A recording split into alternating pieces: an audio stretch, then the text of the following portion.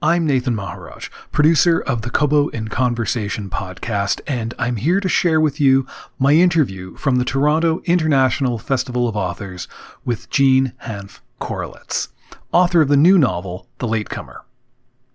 The episode prior to this one was also taken from the festival, and I encourage you to check that out. But for now, please join me on stage at Toronto's Harbourfront Centre with novelist Jean Hanff Korelitz. She is, of course, the author of several novels, but most recently, The Latecomer. It is the story of the Oppenheimer family, who are materially very comfortable and fairly uncomfortable in just about every other way. I love that. In the description for this event, you've been told it's a book about many pertinent social themes, but what makes it a really brilliant book, to me, is that it's about recognizable, relatable, and even, if only occasionally likable, people. Jean Hanff Korelitz, welcome to TIFA. Thank you. Thank you to all, 1, 2, 3, all of you who made it here. Very thrilled to see you. Would you do us the honor of reading a bit from The Latecomer? Sure. I'm just going to read the prologue, which is so easy because I guess technically I don't have to set it up at all. But I'm going to anyway. I had to fight for this prologue. My editor kept trying to cut it, and I felt that it was important, and I hope I was right, because I hate to say no to her. She's almost always right about everything, but here it is. The Oppenheimer triplets, who were thought of by not a single person who knew them as the Oppenheimer triplets, had been in full flight from one another as far back as their ancestral petri dish. Not one of the three, Harrison, the smart one, Lewin, the weird one, or Sally, the girl, had a speck of genuine affection for either of the others, or had ever once thought of a sister or a brother with anything resembling a sibling bond, let alone as counterparts in a tender and eternal family relationship. And this despite the years of all-consuming effort from at least one of their parents, to say nothing of the staggering advantages they had enjoyed, beginning with the not inconsiderable price tag of their making. No, a lingering discontent overhung each of those three and had, since they were old enough to glean their shared origin story, judge their parents, and basically make up their minds about the other two. For 18 years, they'd been together, from that petri dish to their crowded maternal womb to their shared home on the Brooklyn Esplanade and their shared summer cottage, not really a cottage, on the vineyard, and their shared education, or indoctrination, in Harrison's view, at the lauded Walden School of Brooklyn Heights, where a frankly socialist ethos stood in bald contrast to soaring tuition, and at no point did they ever grow closer, not even slightly, not even out of pity for their mother who had wanted that so badly. And then they were 18, and not just leaving home, but desperate to begin 3 permanently separate adult lives, which is exactly what would have happened if the Oppenheimer family hadn't taken a turn for the strange and quite possibly unprecedented. But it did. We did. And that has made all the difference. Thank you so much for that. For the members of our audience who haven't read The Latecomer yet, could you set it up in a few broad strokes so we get a sense of the cast of characters? A few broad strokes for a 450-page novel that took so long to write because it went wrong so many times before it went right. It is an oversimplification, of course, to say that it is about a family. Saying it is about a family covers pretty much every novel that we can think of, from Pride and Prejudice to Anna Karenina, to The World According to Garp, which was a novel that was very much in my mind as I wrote this book. I was interested in a family that is created on a fault line.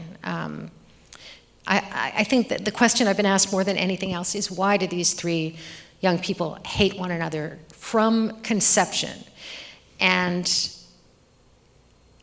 I do have an answer for that. And I get emails from readers saying, I loved it, it was great, but why? And, I'm very torn because I feel if I haven't answered that question in 450 pages, it's kind of my bad. But I do have an answer for that. And part of it is about this fault line, that the foundational act, the foundational, instigating event of this family is so horrible and so tragic that the person that it happens to, the father of these children, is so consumed with shame about it that he can barely admit it to his wife, who knows all about it, and he can't tell his children. And the fact that they don't know that is a kind of destabilizing situation for them.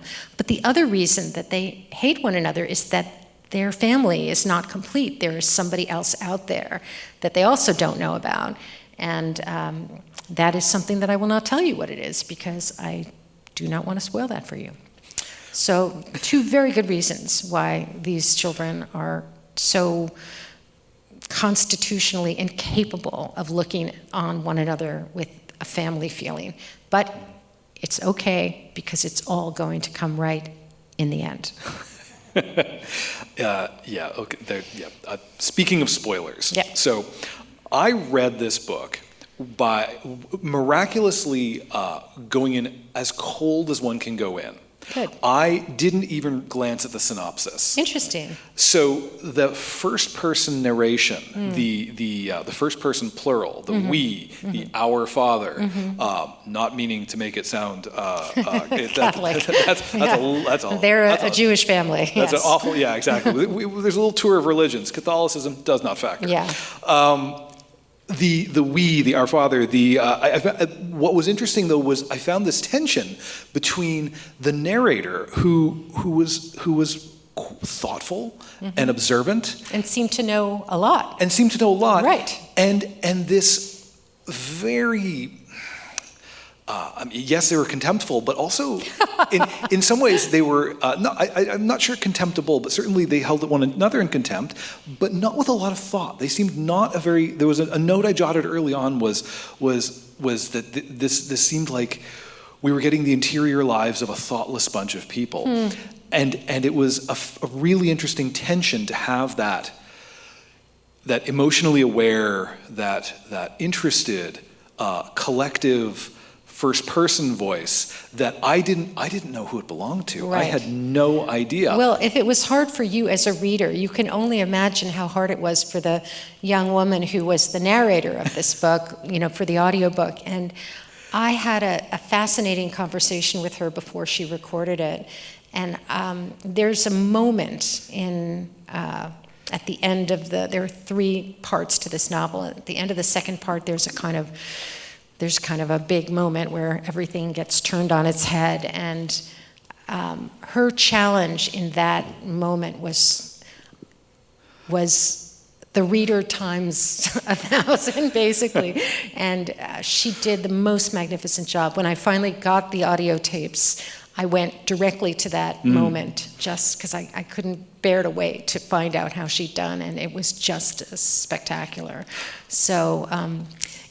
One of the reasons this novel took so long is that I was very stuck on this problem of not only whose story I was telling, but who was telling the story.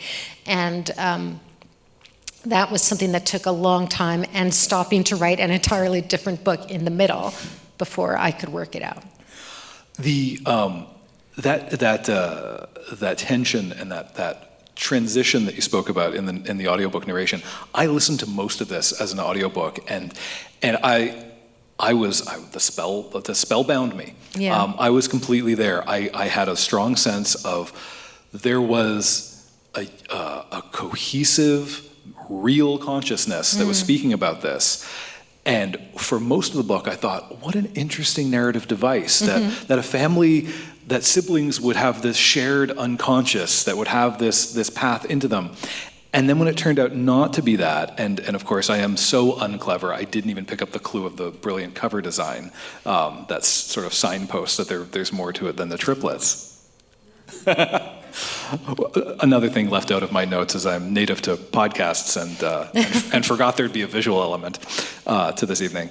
That was brilliant. That tension was certainly it was a problem to be solved in the narration. One of so very many.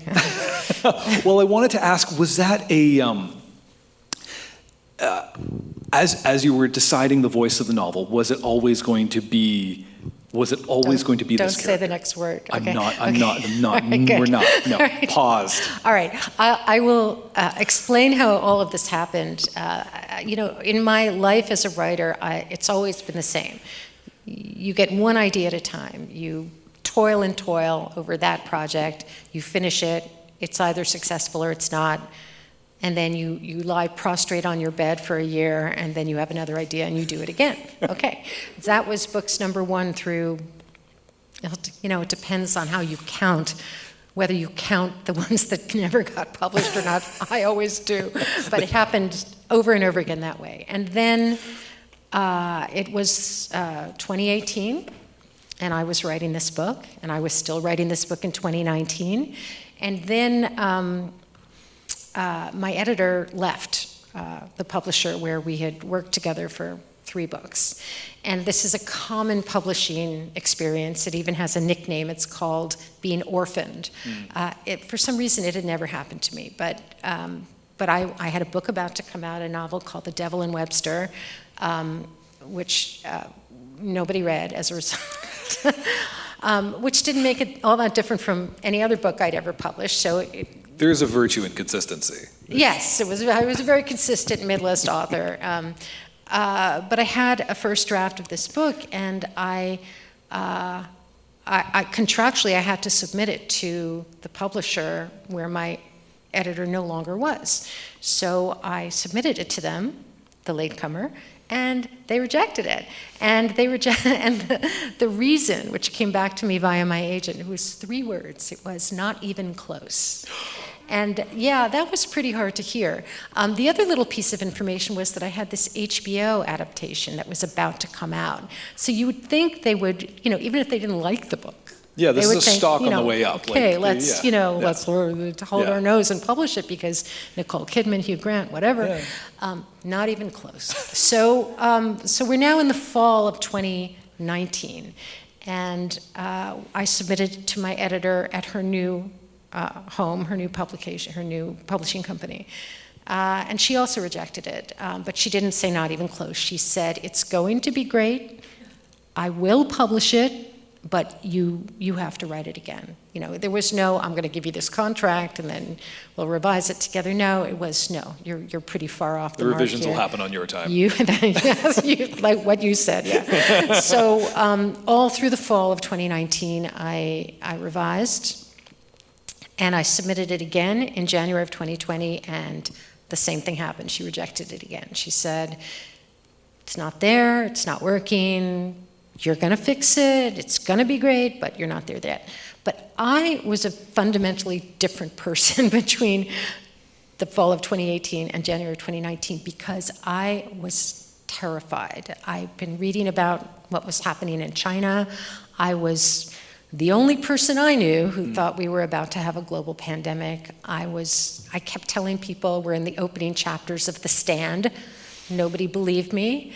And I was sort of not in a good headspace. And I think in retrospect, that is why in my editor's office, talking through this second rejection, something in my brain just kind of went, and I started to tell her about this other idea, which I barely had. I mean, I was kind of having it right there. And I said, okay, well, what if I wrote instead about this washed-up writer who has this terrible student, but the student has a brilliant idea, and then the student dies, and the teacher takes his story and writes the novel himself, and he becomes incredibly successful, but then somebody comes out of the woodwork and accuses him of stealing the story. And she's going, that's really interesting, that's really interesting.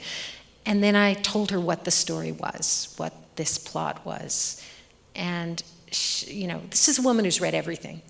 She's read everything ever written, and her mouth just dropped open. And that's when I thought, okay, even if I never finish The Latecomer, if I never make it okay, there's a window is opening here. And then the next day I was probably working on The Latecomer still. And my agent called me and she said, what just happened in that meeting? And I said, what do you mean? We talked about, why she's not publishing it yet and how I have to fix it. And she said, but you're getting a 2-book contract. You're getting a 2-book contract for The Latecomer and for some other book I don't know anything about. You've never told me about this. That's agent's favorite way of finding out about new books. It was a life-altering day for me. And then a few weeks later, when we had a global pandemic, my editor said to me, why don't you put down The Latecomer? Just put it down. You need distance from it. And write that other book that you were telling me about. And that's what I did. And in total contrast to this book, which had already been through many major drafts, I wrote the plot in 4 months, and it barely changed. So it was a mind-bending experience, which I hope will never happen again, because of what would have to be happening in the world for it to happen again. But the truly amazing thing is that when it was finished, and I picked up the manuscript again of The Latecomer, I saw it. I saw the problem, and I saw the solution, and then I was able to write the book. I mean, it was like a huge, palate cleanser, like a cosmic palate cleanser that enabled me to understand what I had done wrong. And that thing, and this goes back to the issue of the narrator, is that I had not really decided whose story I was telling. There were too many people whose stories I was telling. But that wasn't it. There was one person whose story I was telling, and there was one person who was telling the story. And it was like, oh my God, I might have seen it, but I didn't. And then I rewrote it a few more times, and then it was finished. And weirdly, it became The Latecomer. The title kind of became this meta description of how long it had taken to get here.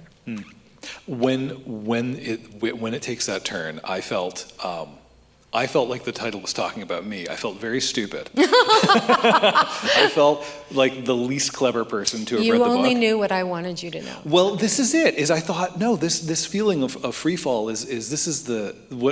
first I went from embarrassment and realizing it's just me and Julia Whalen here in my headphones. She's amazing. She is amazing, by the way. She is amazing. And she's also a novelist. She's just published her second novel. It's a little unfair, isn't it? And she's brilliant. Yeah. It was wonderful to actually meet her. We met in New York a couple of months ago, and I mean, when somebody's in your ear like that, I mean, I've been walking around Toronto all day listening to Michael J. Fox read his book. I feel like Michael J. Fox is in my head right now, but it's a very intimate kind of thing. It is. There was a summer I had to remind myself constantly that I don't actually know Salman Rushdie, even though we've been going for runs every morning, and he's been telling me about his life and the whole experience of the 80s and the fatwa and everything.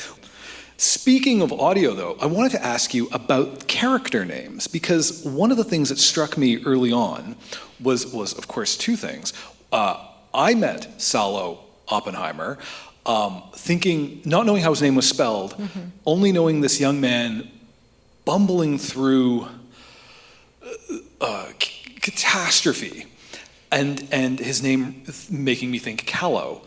And and also, his last name being Oppenheimer. Because of Robert Oppenheimer. This is a very clever person who has unleashed untold destruction. Yeah, that's. One of the first decisions I made was to have this fictional family be descendants of a real person, and that real person was a man named Joseph Oppenheimer, who in the 18th century in Germany was a kind of a Jewish martyr. He was a court Jew to the Duke of Stuttgart, or the Duke of Württemberg, meaning that he was brought in to handle money for this Duke. And then the Duke, who liked his food and liked his wine, dropped dead one day. And almost instantly, Oppenheimer was somehow accused of causing this death. Anyone who's seen like an 18th century etching of the Duke would be astonished that he lived as long as he did. I mean, this is a guy who did not have a healthy lifestyle, and he did not go for runs with Salman Rushdie, I can promise you. And so Oppenheimer was put on trial. He was charged with all sorts of things like sex with Christian women. He was offered to get off if he converted to Christianity, which he did not do. And he was executed, and his corpse was displayed for 6 years. This is ancient history, except for the fact that Joseph Goebbels decided to, dig Oppenheimer up and kind of make him a more modern villain, and made him the subject of a propaganda film called Yud Zeus. So Yud Zeus had no living descendants, but through the miracle of make-believe, this family are his descendants, and they've made it to America, they've prospered, they've become extremely wealthy. These are the Oppenheimers for which the family is named. The fact that Robert Oppenheimer,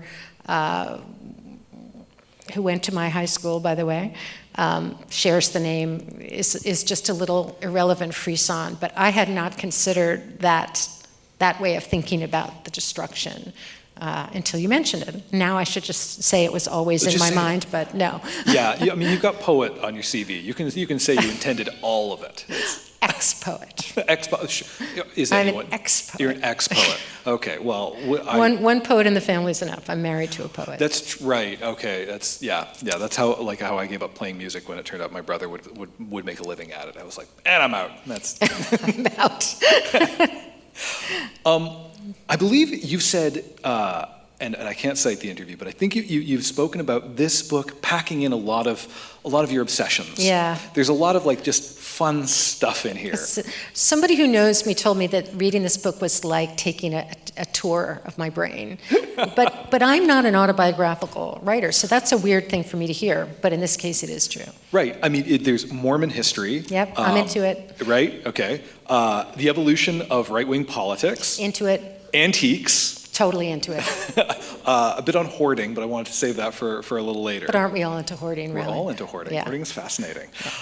I never got a sense of authorial indulgence. I didn't feel like you were just having having a lark. It was I just assuming that if I'm interested, everybody else should be too. Well, it turned out I may be the ideal reader, and you got very lucky here, and the rest of these people think it's very strange, but it worked for me. It just seemed fun to write, and I wanted to ask you, in the course of the as you've described, troubled gestation of this book.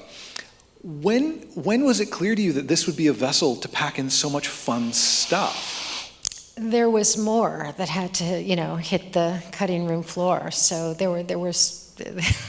Scientology too? Did you if only I could have gotten Scientology in too. But I think the Scientology on top of the Mormons would have just been too much.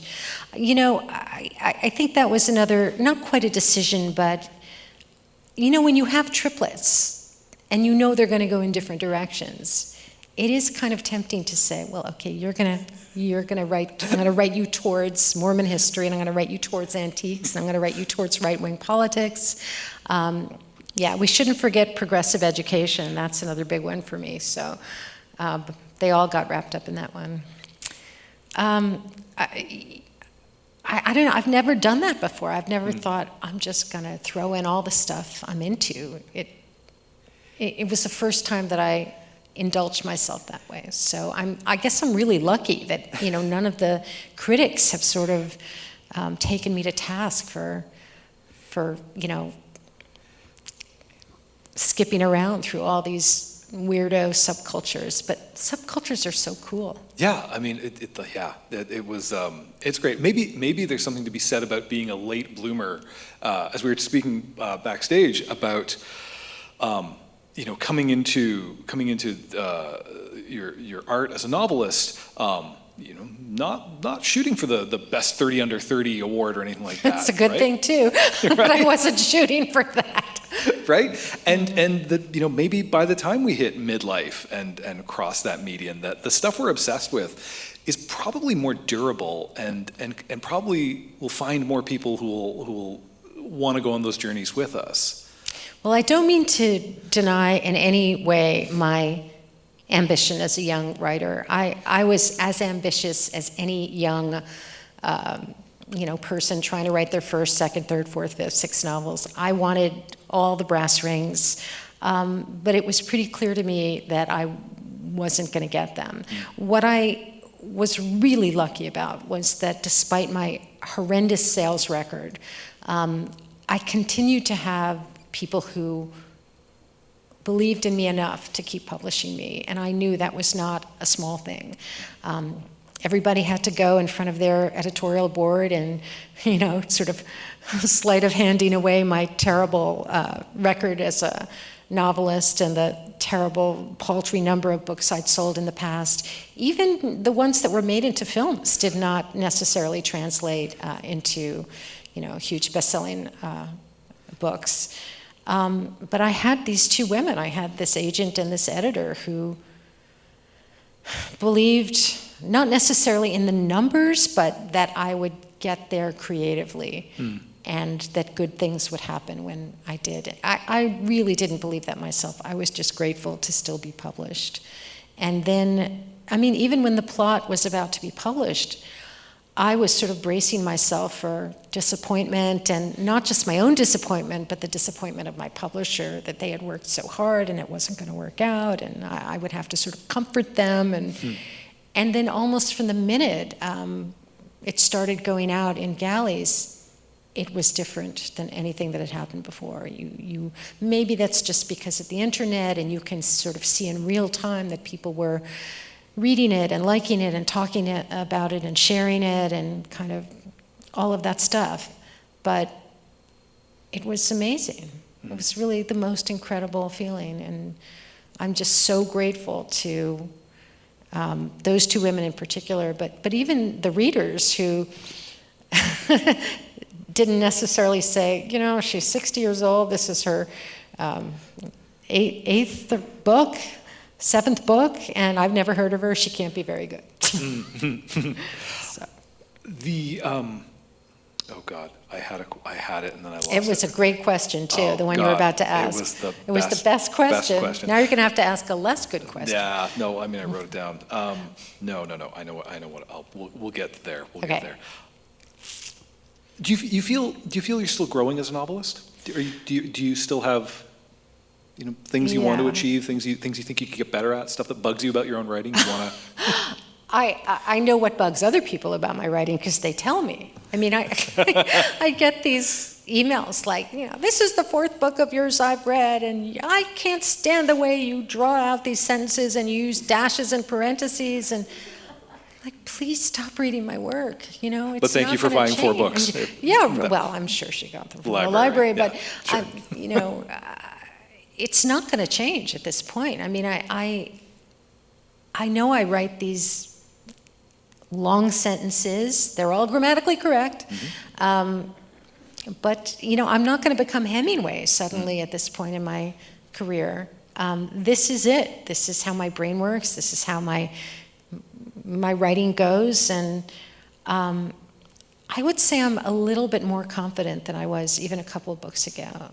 And that's great. One thing that young writers ask me is, am I good enough? Is this that I've shown you good enough? And frankly, that's the wrong question. One thing that's so great about what novelists do is that we actually get better as we get older. Youth does not favor us. I don't know if it's because we don't know that much as young people. We know more later, we understand more later, we feel more later. Or maybe some magic just kicks in as we get older. But it's not just that they're not going to win some, 20 under 20, 30 under 30 award. They're probably not very good yet. And I can't even think of a great novel written by somebody under 30. Well, we go back to Jane Austen. Yeah, she was probably under 30. Yeah, she was pretty good and she was pretty young. Yeah, okay, Jane Austen. She was pretty good, but most of us get better. Maybe we are lucky enough to get that first autobiographical novel published, but the number of writers I can think of who started with a brilliant, promising young, first novel and then got better is so rare. So there are so few of them. I think it's better to take your time and write a great first novel in your 30s or 40s or 50s. Later, whenever it hits you. Yeah. One of the Is this the great question? No, this isn't. Okay. I'm back on my track, Okay. which is I want to follow your hobby horses down the trail a bit. Okay. One of those hobby horses, of course, being right-wing politics. Yeah. The character Harrison, being one of the triplets, makes me crazy. Yeah, me too. There was a moment when I was reading when I realized, oh, we're going to catch up with them in adulthood, and I'm really not looking forward to coming back to Harrison. Like, if we could just not, that would be cool. Yeah. But I knew, of course, the book, we have to do it. Yeah. It would be an incomplete book without it. I think what makes me crazy about him is I want to argue with him. Like, I just want to start screaming at him and knocking him down. But I realized that impulse of mine probably made him a lot of fun to write. Was he fun to write? It was a lot of fun to write. I mean, there's one scene where he's arguing with his sister, and she says something like, "Harrison, I don't even know what that means." And he says, "I know you don't." I mean, you're never going to win an argument against a guy like that. But Harrison, he in the fullness of time, he will reach a point where you can stand to give him a stiff little hug. I mean, he gets an arc of his own. He develops. But he was a lot of fun, yeah. So Harrison is the smart one, and he rails against the progressive education that he and his siblings receive. He cannot bear it. He cannot stand it. He, considers himself superior not only to his schoolmates, but to his teachers, and is constantly fighting with the school administration. And when it is time for him to go to college, he ends up at a fictional 2-year college, which may owe something to an existing American college called Deep Springs, which is not a right-wing place like the place that Asher's my son's name, that Harrison goes, but it's all male, it's a kind of great book scenario, and it's full of kind of little assholes like himself who consider themselves superior to, all those sheep that went to Harvard and Yale, where they will all transfer in due course. Meanwhile, he will tend the sheep at Rourke. No, that's right, and that this agrarian element is a part of the school because they're all doing manly things in the wilderness together. They're raising their own food and they're butchering the hogs and stuff like that. Yeah, it's like proletariat cosplay or something. That's exactly right. Yeah. But he ends up at this right-wing think tank in Virginia, where they are making America great again. Oh boy, they sure are. Yeah. A question that keeps coming up in the book, and I'm not going to attribute it to anybody because I think we've drawn our line in the sand in the plot. Is whether any of us adequately think through having kids. Like, is any one of us conceived as thoughtfully as a human being should be conceived?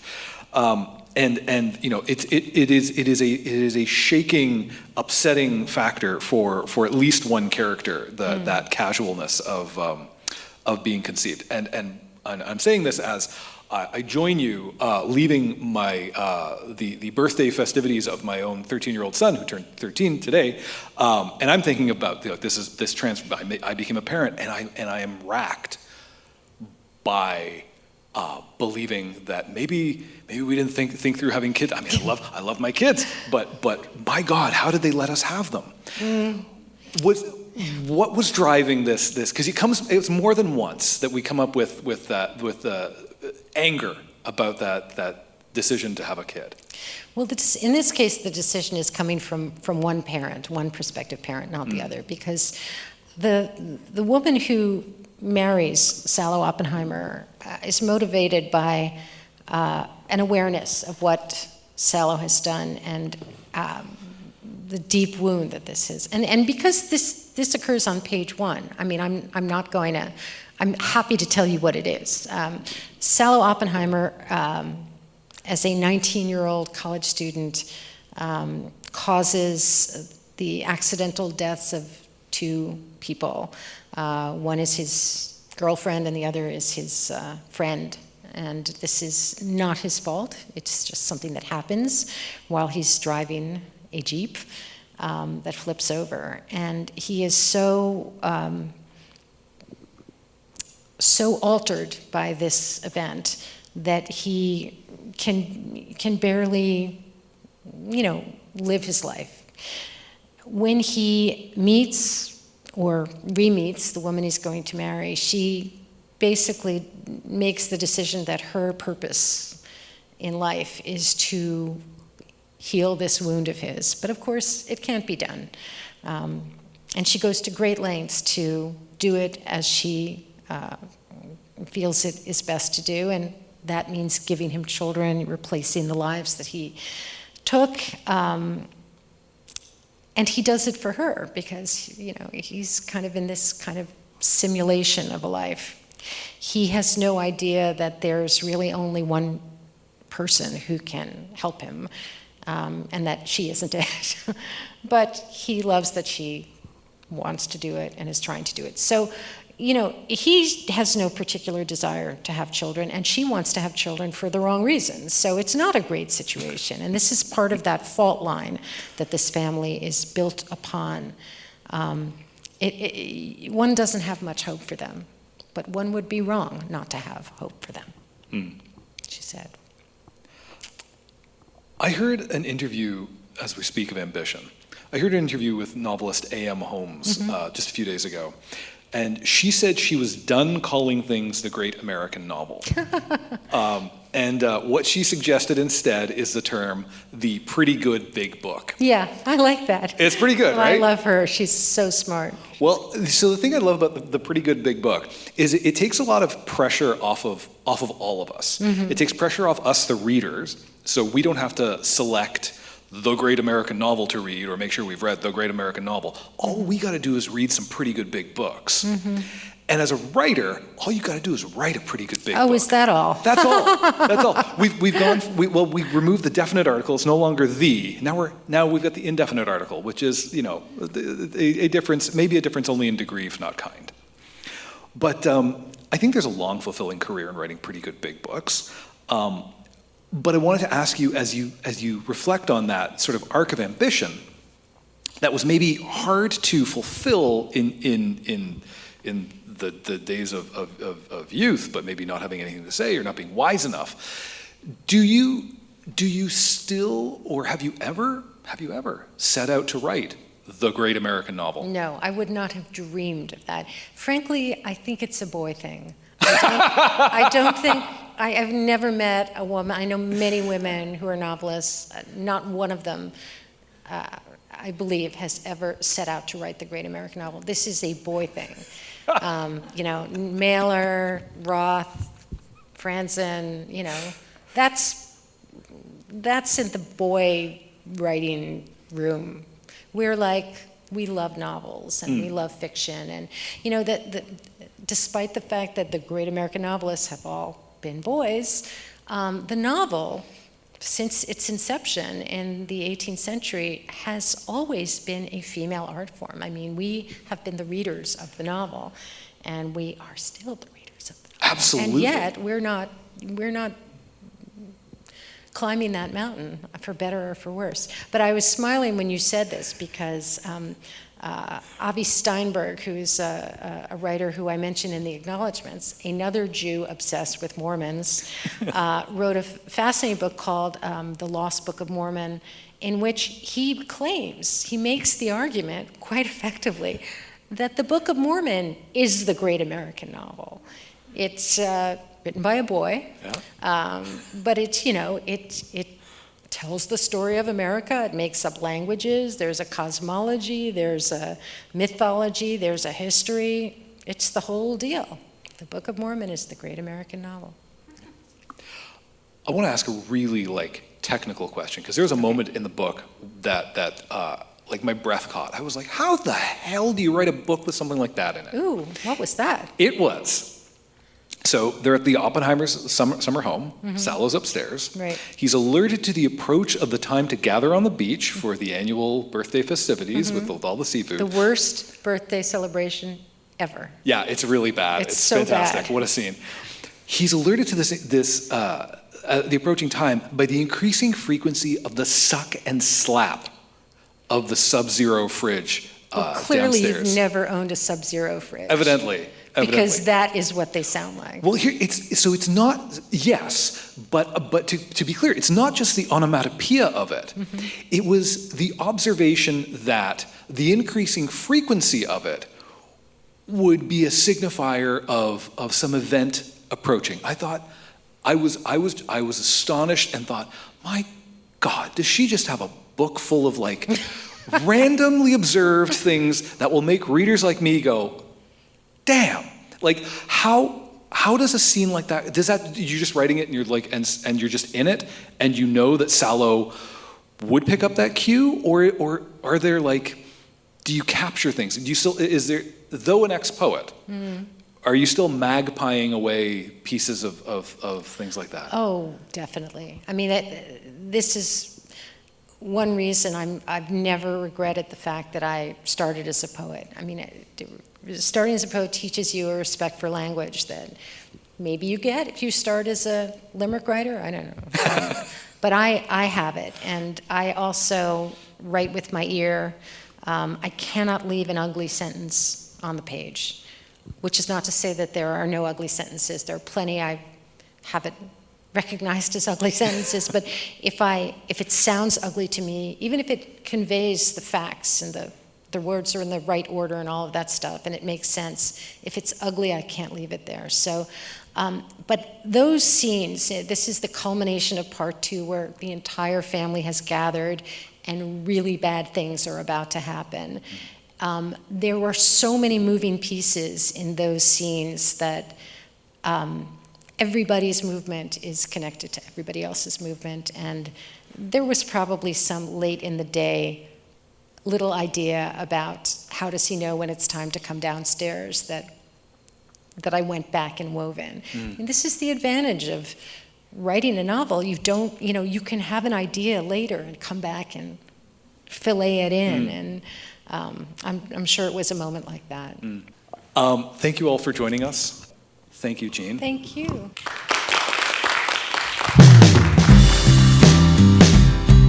We'll be back in a couple of weeks with one more interview from the TIFA stage. This episode contains audio from the Toronto International Festival of Authors and was produced by me, Nathan Maharaj. Thank you for listening.